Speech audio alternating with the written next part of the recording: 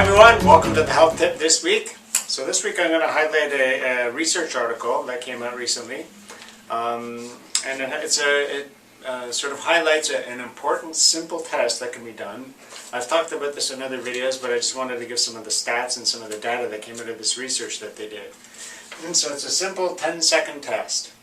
And it can be done by any practitioner, and you guys can do it at home. But this is what they found. So all it is a balance test for standing on one leg. And they actually were able to correlate this. It's not a causation thing, but they just saw like a correlation between these things. So what they found is this.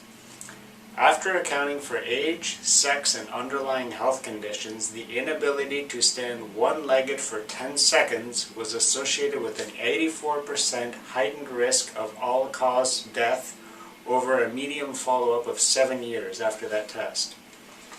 So that's really important. So what the test is very simple. You know, you're just, the way they did it specifically, the person is standing on one leg, the other leg is kind of resting on the back of the calf, the arms are at the sides, and the person is just looking straight ahead.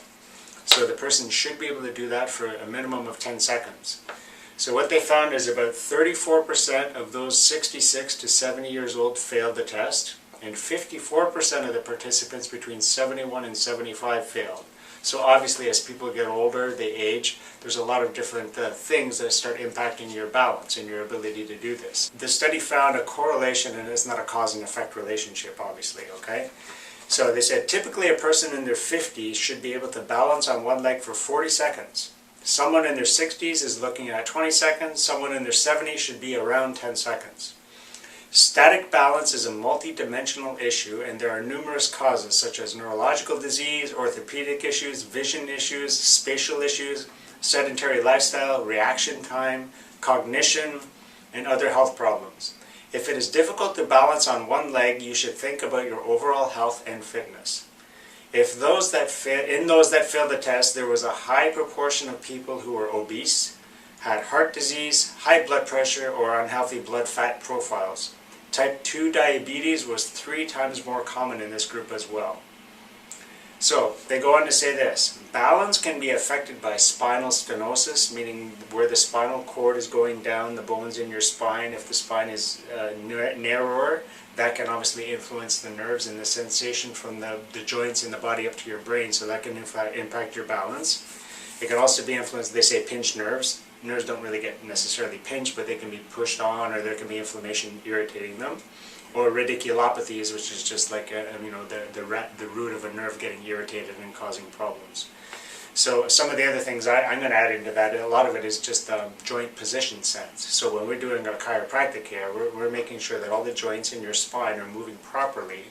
And the biggest influence in your brain's ability to perceive your body is that the joints move properly, especially your spinal joints. About 10% of the stimulation to your brain comes from your arms and your legs, which they're sensing here. But just when you go up on one leg, it's not just the leg that's influencing, it's actually the spine too. It's really important that the brain is getting loads and loads of signals from all the little muscles in the spine, because they're all like position sensors. They're really small muscles. They're not really muscles that move the bones. They're just sending signals to the brain, so the brain can keep your body upright. Because humans being the only kind of upright animals, the majority of the stimulation coming to our brain is coming from the joints in our spine. That's why what we do is so important. And obviously you guys know when you come here, I do a lot of those tests and the balance tests, and I get you to put your feet together and see where you're falling and marching on the spot. So all those things kind of tell me how those systems are working with your brain and how your brain is perceiving your body. Okay? So some of the things that can also affect this balance issue, and from the study, they said long-term alcohol use can also cause balance issues due to atrophy of the cerebellum portion of the brain. So the cerebellum is the main balance center. So some other things they actually found recently, gluten is also a thing. Some people might be sensitive to gluten, and that can cause changes in your cerebellum. As we age, our flexibility and balance diminish. Balance begins to be more difficult in our 50s and can quickly go downhill.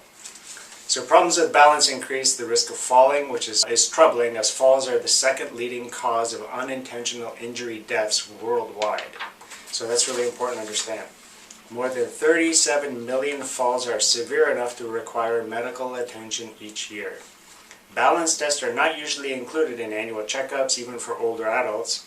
This could be attributed to the lack of standardized tests, etc., and interpreting the results. Inability to stand on one leg for 10 seconds can indicate a higher risk of death from all causes during the following 10 years.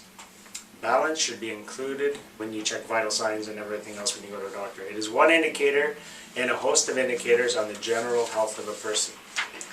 So I just wanted to bring that up because obviously you guys know when you come to see me, I do all sorts of balance tests and how you perceive your body in space and all that. And so this is all really, really important, and just wanted to highlight this idea that the ability to stand on one leg for at least 10 seconds, especially for older people, is super, super important.